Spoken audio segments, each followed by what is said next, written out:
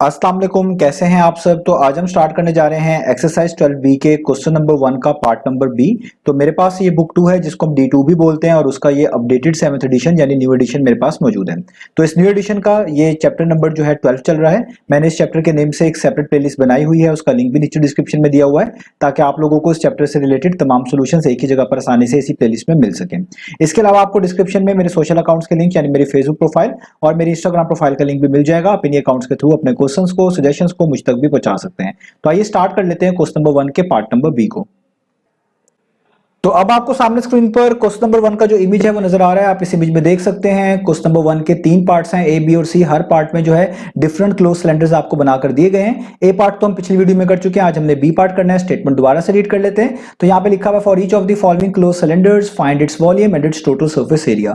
तो आपको कहा जा रहा है कि ये जो क्लोज सिलेंडर्स नीचे बनाकर दिए गए हैं, आपने इन क्लोज सिलेंडर्स का वॉल्यूम भी फाइंड आउट करके दिखाना है और इनका टोटल सरफेस एरिया भी फाइंड आउट करके दिखाना है। तो हम देखते हैं अपने बी पार्ट को। तो बी पार्ट में आप देख सकते हैं एक सिलेंडर ही बना हुआ है। सिलेंडर एक ऐसी 3 डायमेंशनल ज्योमेट्रिकल फिगर होती है जिसमें 2 सर्कुलर फेसेस नजर आपको आते हैं जो कि पैरेलल होते हैं, या आप यूं भी कह सकते हैं 2 सर्कुलर बेसिस होती हैं जिसकी जो कि पैरेलल होती हैं। अब आप अगर सिलेंडर को देखिए, इसका जो फ्रंट वाला फेस है जिसको मैं हाईलाइट कर रहा हूं, शेड कर रहा हूं, ये सर्कुलर है, सर्कल की शेप का है और बिल्कुल ऐसा ही फेस इसके यहां पर बैक पे होगा। तो ये दोनों के दोनों फेस जिनको मैंने शेड किया है ये इस सिलेंडर के सर्कुलर फेसेस हैं, आप कह सकते हैं पैरेलल सर्कुलर फेसेस हैं। पैरेलल इसलिए कहा जा रहा होता है क्योंकि ये एक दूसरे को क्रॉस नहीं कर रहे होते, एक दूसरे को टच नहीं कर रहे होते। इनको आप सर्कुलर फेस बोल लें, सर्कुलर बेस बोल लें, दोनों तरीकों से आप इनको समझ सकते हैं। और इन दोनों सर्कुलर फेस के दरमियान की जो ये लेंथ होती है जो कि हमें 4 मीटर गिवन है, इसको हम बोलते हैं सिलेंडर की हाइट। तो ये 4 मीटर सिलेंडर की आपको क्या गिवन है, हाइट गिवन है। और ये जो दोनों सर्कुलर बेस है, याद रखिएगा ये जो बीच की बॉडी है जो कि कर्व्ड पार्ट भी इसका कहलाता है, ये इस कर्व्ड पार्ट के साथ ये दोनों सर्कुलर बेस जो कनेक्ट हुए होते हैं। तो ऐसी कोई भी ज्योमेट्रिकल फिगर है आप उसे क्या बोला करेंगे, सिलेंडर बोला करेंगे। अब हमने सबसे पहले पार्ट में इसका फाइंड आउट करना है वॉल्यूम। तो वॉल्यूम जो होता है हमेशा आपको ये बताता है कि किसी 3 डायमेंशनल ऑब्जेक्ट में अंदर कितनी स्पेस मौजूद है, किसी चीज की कैपेसिटी, किसी चीज की कंटेनिंग पावर ही एक तरह का वॉल्यूम डिफाइन कर रहा होता है। तो यहां पर भी आपने सिलेंडर का वॉल्यूम भी फाइंड आउट करके दिखाना है, यानी आपने वॉल्यूम ऑफ अ सिलेंडर का फॉर्मूला यूज करना है जो कि मैं आपको ए पार्ट में भी समझा चुका हूं कि किसी भी सिलेंडर का वॉल्यूम निकालना हो तो आप फॉर्मूला यूज किया करेंगे पाई, इसको हम पाई पढ़ते हैं, आर स्क्वायर, आर का मतलब रेडियस है और आगे एच, एच मतलब हाइट। तो आप पाई आर स्क्वायर एच कर दें, यानी पाई को आर स्क्वायर को और एच को आपस में मल्टीप्लाई कर दें तो आपके पास वॉल्यूम आ जाएगा किसी भी सिलेंडर का। अब पाई की वैल्यू आपको मैं बता चुका हूं, आप या तो 22/7 यूज कर सकते हैं और डेसिमल में यूज करना चाहते हैं तो आप 3.142 भी यूज कर सकते हैं। ये डेसिमल के बाद और भी डिजिट्स होते हैं 142 के आगे, आप जितने ज्यादा लिख लेंगे उतना आपका आंसर और बेहतर होता जाएगा। आप इतना भी लिख लेंगे तो भी काफी है। तो इन दोनों में से कोई भी वैल्यू यूज कर सकते हैं, हम 22/7 जो है यूज करेंगे। अब आर का मतलब क्या, आर का मतलब होता है रेडियस। और रेडियस किसे बोलते हैं कि अगर आपके पास कोई सर्कल है, सर्कल के सेंटर से लेकर उसकी बाउंड्री तक का जो डिस्टेंस होता है उसको हम रेडियस कहते हैं। तो ये अगर आपके पास सर्कल का सेंटर हुआ तो ये बाउंड्री तक का डिस्टेंस क्या होगा, रेडियस, इसको हम आर से रिप्रेजेंट कर रहे होते हैं। अगर हम इस रेडियस का डबल कर दें, यानी इस रेडियस को 2 से मल्टीप्लाई कर दें तो ये हो जाएगा 2 टाइम्स ऑफ आर। तो इसको अब हम बोलते हैं डायमीटर।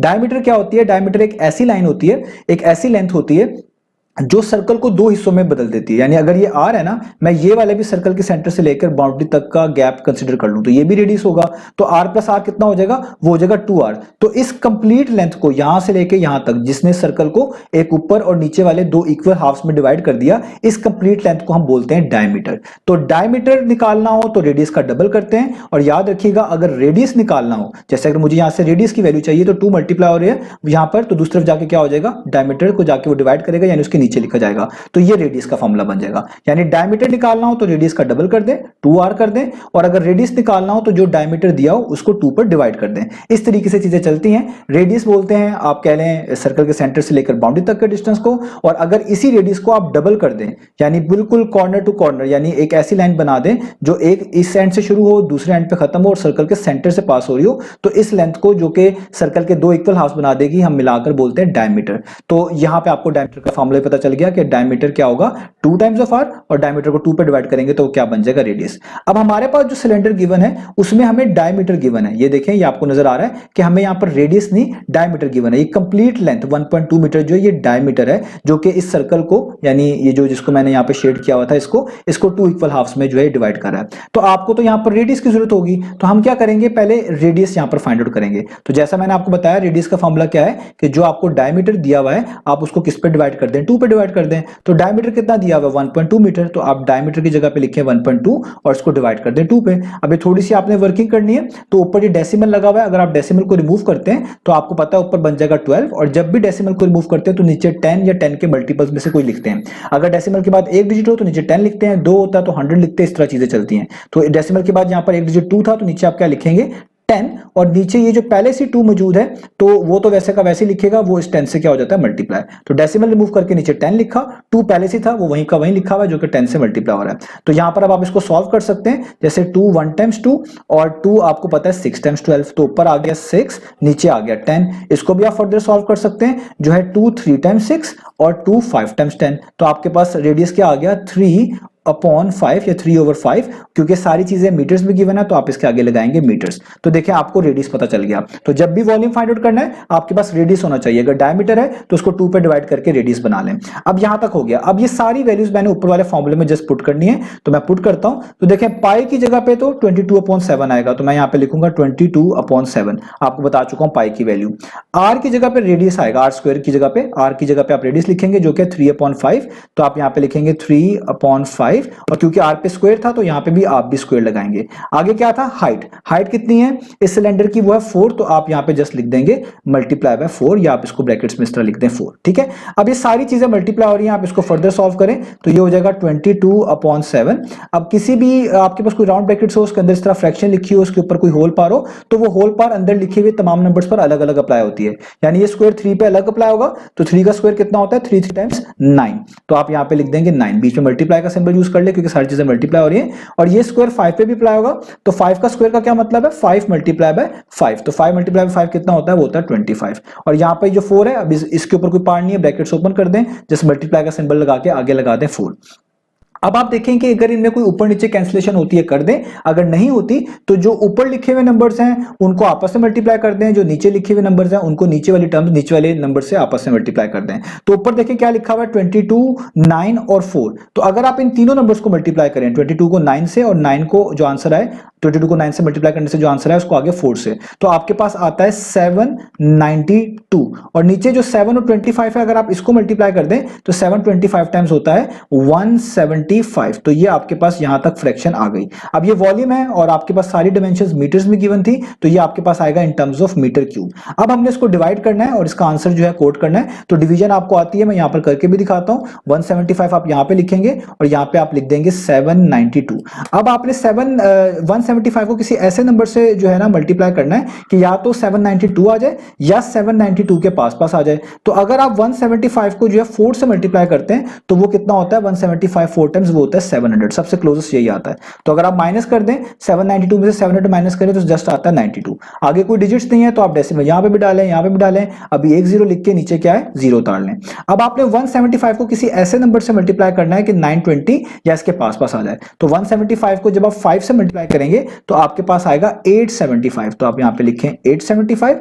अब यहां पर भी आप सब्ट्रैक्शन दोबारा से करेंगे तो 920 माइनस 875 करें तो आपके पास आ जाता है 45। अब आगे कोई डिजिट नहीं है, खुद से जीरो लिख के एक जीरो यहां पर और उतार लें।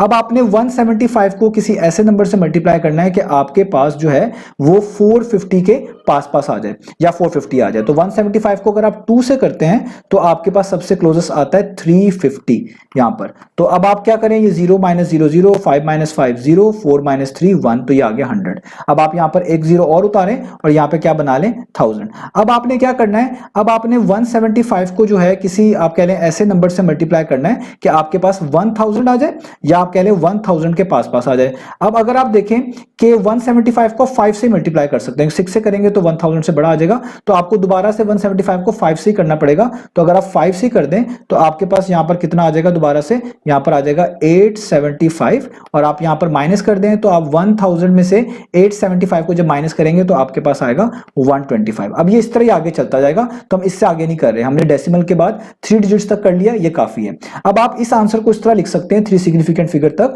या तो आप इसको लिख दें 4.52, यानी मैं यहां पे लिख रहा हूं, पहले इस पूरे आंसर को लिख रहा हूं 4.52 525 मीटर क्यूब। अभी इसका फाइनल आंसर नहीं है, आप इस आंसर को ऐसे भी लिख सकते हैं। अगर आप इसको 3 सिग्निफिकेंट फिगर्स तक लिखना चाहते हैं तो आप इसको ऐसे भी लिख सकते हैं 4.5, ये पहला सिग्निफिकेंट फिगर, ये दूसरा, ये तीसरा, तीसरे के अगला वाला डिजिट अगर 5 या 5 से बड़ा हो तो लास्ट वाले में 1 डिजिट ऐड कर देते हैं, तो 2 में 1 डिजिट ऐड कर दें तो ये 4.53 मीटर क्यूब भी लिखा जा सकता है। और आप इसको ऐसे भी लिख सकते हैं, और आप इसको सिंपली इस तरह भी लिख सकते हैं कि आप जस्ट यहां पे लिख लें 4.52, कोई भी इसको राउंड ऑफ ना करें, बस 4.52 लिख लें। ये भी इसका आंसर अप्रॉक्सीमेटली जो है वो ठीक है। बुक के अंदर आई थिंक सो यही लिख दिया गया है, हालांकि पिछले सारे आंसर्स 3 सिग्निफिकेंट फिगर तक किए थे। तो ये वाला जो आंसर मैंने ऊपर आपको बताया ये 3 सिग्निफिकेंट फिगर तक राउंड ऑफ किया हुआ है, बाकी ये तो मैंने जस्ट आपके पास 3 डेसिमल तक लिख दिया था। और ये मैंने आपको ये भी बता दिया कि आप जस्ट 4.52 भी लिख देंगे, अगर आप राउंड ऑफ नहीं भी करते तो ये भी अप्रॉक्सीमेट आंसर सही है। तो ये तीनों आंसर्स ही ठीक हैं, आप अपने बुक के लिहाज से इसको मैनेज कर सकते हैं। मैं रिकमेंड करूंगा कि आप ये वाला आंसर लिख दे तो ज्यादा बेहतर है।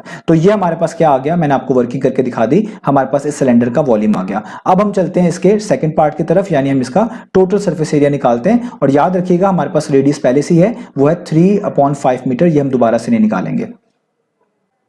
तो अब हम स्टार्ट कर लेते हैं पार्ट नंबर 2 को। तो पार्ट नंबर 2 में हमने फाइंड आउट करके दिखाना है total surface area. Total surface area से मुराद है कि ये जो बी पार्ट में सिलेंडर बना हुआ है इसकी तमाम सरफेस का आप एरिया निकालेंगे, उनको सम अप कर देंगे, प्लस कर देंगे, तो वो इस सिलेंडर का टोटल सरफेस एरिया आ जाएगा। और मैं आपको ए पार्ट में टोटल सरफेस एरिया का फॉर्मूला जो है वो निकाल कर भी बता चुका हूं, उसको एक्सप्लेन भी कर चुका हूं। तो वही फॉर्मूला हम यहाँ पर यूज करेंगे कि किसी भी सिलेंडर का आपने टोटल सरफेस एरिया निकालना हो तो वो फॉर्मूला होता है 2πr² प्लस 2πrh। इसमें याद रखिएगा ये जो 2πr² होता है ये रिप्रेजेंट कर रहा होता है इसकी दोनों बेसिस का मिलाकर एरिया, और ये जो 2πrh होता है ये रिप्रेजेंट कर रहा होता है इसका जो बीच में बॉडी होती है कर्व्ड पार्ट होता है इसका एरिया। तो इन दोनों के एरियाज को मिलाकर ये टोटल सरफेस एरिया आ रहा होता है। अब आपके पास सारी वैल्यूज हैं, आप जैसे इसमें पुट कर लें। याद रखिएगा हम पाई की वैल्यू को बिल्कुल एंड पे पुट करेंगे ताकि चीजें आसान हो, आप स्टार्ट में भी पाई की वैल्यू को सब्स्टिट्यूट कर सकते हैं। तो मैं यहाँ पे भी लिख रहा हूँ 2 वैसे का वैसे ही, पाई वैसे का वैसे ही, रेडियस था 3/5। आपको याद है हमने अभी भी थोड़ी देर पहले जब हमने वॉल्यूम निकाला उसमें मैंने रेडियस आपको निकालकर बताया वो है 3/5। तो हम वही रेडियस यूज कर रहे हैं 3/5, उस पे क्या आएगा ऊपर स्क्वायर, प्लस का साइन, यहां पे आप लिखें 2 वैसे ही, पाई वैसे ही, आर की जगह पे अगेन 3/5, और आगे एज का मतलब होता है हाइट, वो इस सिलेंडर की कितनी गिवन है 4, तो आप जस्ट यहां पे लिख लें 4। अब आप इनको सॉल्व कर लें तो देखें ये आपको मैं भी बता चुका हूं 3 का जो स्क्वायर है वो कितना होता है 9। जब आपके पास ब्रैकेट्स के अंदर फ्रैक्शन लिखी हो उस पर जो होल पावर है सब पे अलग अलग अप्लाई होती है, तो यहाँ पे 3 का स्क्वायर क्या हो जाएगा वो हो जाएगा 9, तो आप यहाँ पे लिख लें 9, और ये स्क्वायर 5 पे भी होगा तो 5 का स्क्वायर क्या हो जाएगा वो हो जाएगा 5 टाइम्स 25। आगे चलें तो यहां पर जो ये नंबर्स आप कह लें मल्टीप्लाई हो सकते हैं उनको आप कर लें, जैसे 2 और 3 मल्टीप्लाई हो सकता है, 2 3 टाइम्स कितना होता है 6, और 6 के आगे लिखा हुआ 4 मल्टीप्लाई हो सकता है, तो 6 4 टाइम्स कितना होता है 24, तो आप यहां पे लिख लें 24। और नीचे ये 5 वैसे का वैसे ही है, इसको वैसे का वैसे ही लिख लें, और ये 7 पाई भी वैसे का वैसे ही है, इसको भी वैसे का वैसे ही लिख लें। तो जो ऊपर लिखे हुए नंबर है उनको ऊपर से मल्टीप्लाई कर सकते हैं, जो नीचे होते हैं डिनोमिनेटर में उनको नीचे लिखे हुए डिनोमिनेटर से मल्टीप्लाई कर सकते हैं। अब आगे यहां पर भी आप ऐसे करें, ये 2 और 9 मल्टीप्लाई हो सकते हैं, 2 9 टाइम्स कितना होता है 18, ये पाई वैसे का वैसे ही रहेगा, नीचे 25 ही है तो नीचे ये 25 वैसे का वैसे ही रहेगा, आगे प्लस का साइन, और ये 24/5 वैसे का वो वैसे ही, और यहां पर भी इसके साथ ये पाई वैसे का वैसे ही। अब यहां तक हमने कर लिया। अब आप देखिए आप इन दोनों को भी ऐड कर सकते हैं, अगर आपको कैलकुलेटर अलाउ है आप डायरेक्टली लिख के कर लें तब भी हो जाएगा, और अगर आप इनको ऐड करना चाहते हैं तो ये भी एक फ्रैक्शन है ये भी एक फ्रैक्शन है, और आपको पता है फ्रैक्शन को जब भी ऐड करते हैं हम डिनोमिनेटर सेम बनाते हैं। तो अगर यहां पर 25 है मैं इस 5 को भी 25 बना सकता हूं, कैसे कि अगर मैं इसके नीचे भी मल्टीप्लाई बाय 5 कर दूं और इसको ऊपर भी मल्टीप्लाई बाय 5 कर दूं, तो इससे फायदा क्या होगा कि ये तो 18π/25 ही रहेगा, और ये जो है ना इधर 24 को आप पहले ऊपर वाले जो 24 है उसको 5 से मल्टीप्लाई करें, वो कितना हो जाएगा 120, उसके साथ पाई वैसे का वैसे आएगा, और नीचे 5 टाइम्स कितना हो जाएगा वो हो जाएगा 25। अब आप देखिए दोनों के डिनोमिनेटर सेम हो गए, अब आप इनको लिख सकते हैं, एक ही लाइन डालेंगे उसमें नीचे लिख देंगे 25, और ये ऊपर लिखी हुई वैल्यूज को आप ऐड करके लिख देंगे, तो ये हो जाएगा 18π, क्योंकि इनके दोनों प्लस का साइन है इसलिए मैंने ऐड बोला, प्लस 120π। अब ये दोनों लाइक टर्म्स हैं, दोनों में सेम पाई मौजूद है, आप ऐड कर सकते हैं, आसान तरीका है, पहले 18 को 120 में ऐड कर दें, तो 18 + 120 कितना होता है वो होता है 138, और नीचे क्या आ जाएगा 25 और आपके पास ये जो पाई है इसको आप यहाँ पर सेपरेट करके लिख दें, 138 के साथ लिख दें, कोई प्रॉब्लम नहीं है, एक ही बात है। अब आप इस स्टेप में आके पाई की वैल्यू पुट करें तो आपके पास यहाँ पे आ जाएगा 138, नीचे आ जाएगा 25, पाई की वैल्यू आपको बता चुका हूँ 22/7 है, तो आप यहाँ पे लिखेंगे 22/7। अब आप अगर इनमें कुछ कैंसिलेशन कर सकते हैं तो कैंसिलेशन कर लें, यानी अगर आपको लगता है कि कोई कैंसिलेशन हो रही है आप जरूर करें, और अगर कैंसिलेशन आपको लगता है नहीं हो रही तो याद रखिएगा फिर यही की चांस है कि ऊपर लिखी हुई टर्म को ऊपर से और डिनोमिनेटर में लिखी हुई टर्म्स को डिनोमिनेटर से आप मल्टीप्लाई कर देंगे। जैसे ऊपर 138 लिखा हुआ है, 138 को 22 से मल्टीप्लाई कर दें तो आपके पास आ जाएगा 3038, और नीचे 25 और 7 है तो 25 को 7 से कर दें तो 25 को 7 टाइम्स करेंगे वो कितना आ जाएगा 175, और क्योंकि सरफेस एरिया है डायमेंशंस मीटर्स में गिवन थी तो ये आएगा मीटर स्क्वायर में। अब जस्ट फर्क ये है कि आपने अब इस चीज को सॉल्व करना है और अपने आंसर को जो है कोट करना है। अब इसके लिए आपको डिवीजन करनी पड़ेगी, डिवीजन आपको आती है, मैं ऊपर भी आपको डिटेल में करके बता चुका हूं, यहां पर जस्ट मैं आंसर कोट कर रहा हूं। तो अगर आप 3038 को 175 पे करेंगे, मैं आपको यहां पर ये कैलकुलेटर से बता रहा हूं, वैसे ही आपको मैं ऊपर डिवीजन करके बता चुका हूं, आप इसको आसानी से कर लीजिएगा। तो अगर आप 3038 को 175 पर डिवाइड कर दें तो आपको यह आंसर मिलता है जिस तरह मैंने लिखा, या आपको कोई फ्रैक्शन में आंसर आ रहा हो,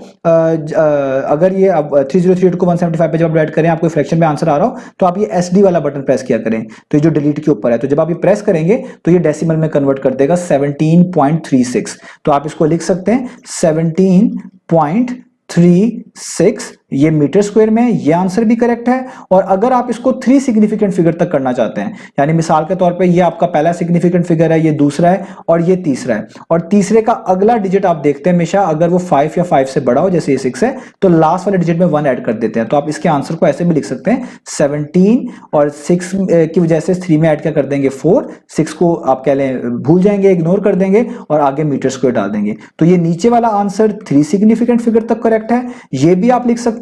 ऊपर वाला आंसर जस्ट 17.36 है, जो आया था वैसे ही लिखा हुआ है, इसमें कोई राउंड ऑफ नहीं किया, ये भी लिख सकते हैं। और एक तरीका हमारे पास और है कि हम जस्ट अपने आंसर को 1 डेसिमल प्लेस तक लिख दें, यानी हम जस्ट आप कह लें 17.3 लिख दें, हम यूं भी लिख सकते हैं 17.3 मीटर स्क्वायर। तो ये तीनों के तीनों आंसर्स एक्यूरेट हैं, आप इन तीनों में से कोई भी यूज कर सकते हैं, या तो डायरेक्टली 17.36 यूज कर लें, या आप कह लें इसको 3 सिग्निफिकेंट फिगर तक राउंड ऑफ करके कर लें, या आप जस्ट डेसिमल के बाद फर्स्ट डिजिट तक 17.3 चूज कर लें। तो बेहतर तो ये है कि आप इन दो में से कोई एक चूज कर लें, यही सबसे बेहतर है। ये तो आपने खुद 1 डेसिमल प्लेस तक कर लिया, हमने लिख लिया, क्योंकि बुक के आंसर जो है वो इस तरीके से दिए हुए, अदरवाइज मेरी प्रेफरेंस ये होगी। तो मैंने आपको ये तीनों आंसर जो है बता दिए ताकि आप लोग कंफ्यूज ना हो। तो इंशाल्लाह मुझे अब उम्मीद है कि आपको चीज समझ आ गई होगी। अब हम नेक्स्ट वीडियो से मिलेंगे बाकी सॉल्यूशंस के साथ।